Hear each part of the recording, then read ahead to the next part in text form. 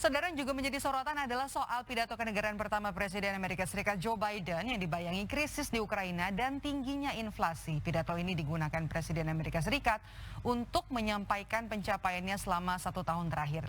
Pagi hari ini, saya sudah terhubung dengan jurnalis VOA Virginia Gunawan di Washington DC, Amerika Serikat. Selamat pagi waktu Indonesia dan selamat sore waktu Amerika Serikat, Virgi.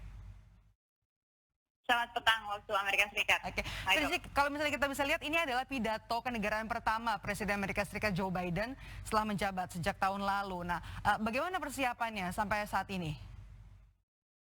Ya, kalau Anda lihat di belakang saya mungkin memang tidak terlalu ramai ya, tapi penjagaan lumayan ketat karena kalau kita ingat serangan 6 Januari tahun lalu itu memang sangat berbekas dan ini membuat pejabat itu keamanan sini lumayan berjaga-jaga. Aparat keamanan dari polisi kota, Garda Nasional, dan sejumlah kendaraan militer dan polisi itu juga ada di posisi. Pengamanan ekstra ini bukan tanpa alasan karena pidato kenegaraan atau yang dikenal itu sebagai State of the Union ini menempatkan anggota pemerintah dari 3 cabang pemerintahan, yaitu yudikatif, legislatif, dan eksekutif AS itu di dalam satu ruangan. Dan tahun ini seiring dengan menurunnya angka infeksi COVID, jumlah undangan di dalam gedung Kongres ini ditambah. Penjagaan ketat ini juga seperti tadi yang disebutkan dibayangi dengan konflik di Ukraina dan mengantisipasi sejumlah unjuk rasa yang memang sudah berlangsung di ibu kota Amerika Serikat ini yang meminta Presiden Biden untuk memberikan respons yang lebih keras ke Rusia. Selain itu juga ada informasi lain terkait konvoi pengemudi truk yang mereka ini mempunyai penolakan terhadap penggunaan masker dan juga mandat vaksin. Meski sejauh pantauan kami peserta konvoi sangat minim, bahkan hanya ada sekitar belasan orang saja. Ayo. Virgi, soal sebelumnya kan kalau misalnya kita bisa lihat sejumlah isu kemungkinan akan disampaikan termasuk juga soal invasi Rusia ke Ukraina, termasuk juga soal sanksi yang sudah disampaikan oleh Presiden Biden sebelumnya. Kemudian ada isu apa lagi? Ekonomi, kemudian juga COVID-19 termasuk juga syarat untuk tidak menggunakan masker di sekolah bagi anak-anak juga ikut disoroti termasuk secara umum untuk penanganan COVID di Amerika Serikat sendiri. Virgi. Ya, dalam kesempatan kali ini tentu Biden yang pertama akan menyoroti dulu pencapaiannya ya, menggolkan 2 RUU yang cukup signifikan, yang satu itu terkait penanganan pandemi dan undang-undang infrastruktur yang besarnya itu anggarannya itu $1 triliun Amerika Serikat. Bagi audiens dalam negeri, salah satu isu penting adalah ekonomi dan ini yang dinanti-nanti. Apa nih yang menjadi strategi Biden untuk menghadapi inflasi tertinggi selama 40 tahun terakhir di Amerika Serikat yang pada Januari lalu itu naik hingga 7,5%. Dan ini mengakibatkan harga kebutuhan sehari-hari di Amerika itu naik, harga BBM naik, dan penanganan pandemi tentunya, imigrasi juga, dan perubahan iklim. Yang jadi catatan besar juga adalah kerjasama atau persatuan antara Partai Demokrat dan Partai Republik, terutama di tengah tajamnya polarisasi di Amerika Serikat, mengingat November nanti di Amerika Serikat ini akan ada pemilu paruh waktu untuk memilih wakil rakyat tingkat DPR, sepertiga Senat, dan juga gubernur 36 negara bagian. Sementara tentu isu Ukraina ini jadi salah satu catatan kebijakan luar negeri AS ya, mengikuti sejumlah sanksi yang dijatuhkan AS bersama sekutunya ke Rusia dan juga secara personal ke Presiden Vladimir Putin. Presiden Biden juga diperkirakan akan mendesak wakil rakyat AS untuk meloloskan kebijakan untuk meningkatkan kemampuan kompetisi ekonomi AS terhadap Tiongkok lewat regulasi rantai pasok dan juga regulasi ekonomi lainnya. Maidop. Kalau soal Rusia juga tadi ya, invasi Rusia ke Ukraina, soal sanksi tambahan apakah ada informasi dan juga termasuk dampak sanksi ekonomi Rusia, Virgi? Ya, beberapa sanksi tambahan yang sudah dijatuhkan, terutama kemarin, Senin kemarin itu yang dijatuhkan oleh Gedung Putih, ini khususnya dari Amerika Serikat sendiri ya, yaitu adalah menambahkan sanksi kepada Bank Sentral Rusia. Ini membuat dampaknya memang upayanya adalah untuk semakin mengasingkan Rusia dari kemampuannya untuk bertransaksi secara global. Karena seperti yang kita ketahui ini berkaitan juga dengan Kementerian Keuangan mereka.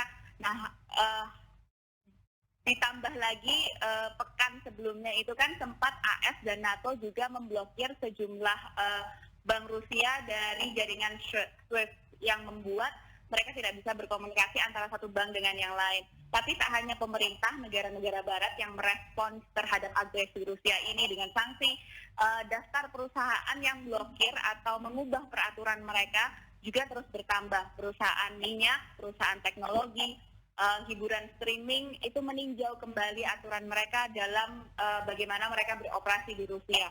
Bahkan sejumlah teknologi yang sudah terintegrasi dengan kehidupan warga Rusia ya, seperti kalau kita lihat Google Pay, Apple Pay, itu terpaksa harus tertahan penggunaannya karena banknya itu dijatuhi sanksi. Nah, sejumlah analis yang menilai sanksi ekonomi yang diterapkan oleh AS dan sekutunya ini lambat laun akan memaksa Rusia untuk kembali ke meja perundingan dan bernegosiasi baik dengan Ukraina, walaupun kemarin kita lihat hasil pertemuannya itu tidak menghasilkan apa-apa. Namun pertanyaannya adalah seberapa cepat dari sanksi ini akan menghasilkan solusi bagi konflik, bukan malah membuat Rusia ini geram dan membalas negara-negara pemberi sanksi nantinya. Nah, ada satu polling yang menarik dari Washington Post dan ABC yang menyatakan bahwa di dalam negeri Amerika Serikat 67% responden itu setuju dengan sanksi ekonomi ke Rusia, tapi tingkat persetujuan ini menurun ke 51% jika sanksi ini mempengaruhi harga barang yang harus mereka bayarkan, seperti misalnya BBM.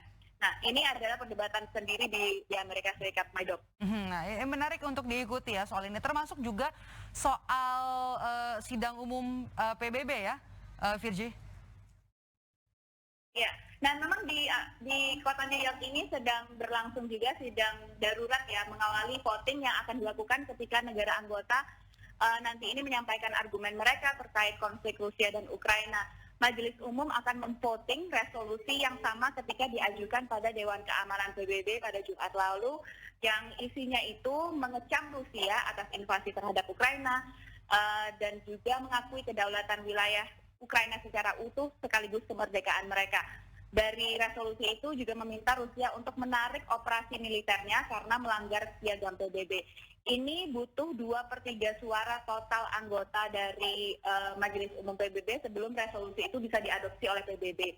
Walaupun hasil voting ini tidak mengikat dan tidak punya konsekuensi khusus untuk Rusia, tapi hasilnya punya beban politis karena nanti bisa dilihat negara-negara mana saja yang setuju, yang menolak, yang abstain terhadap resolusi tersebut.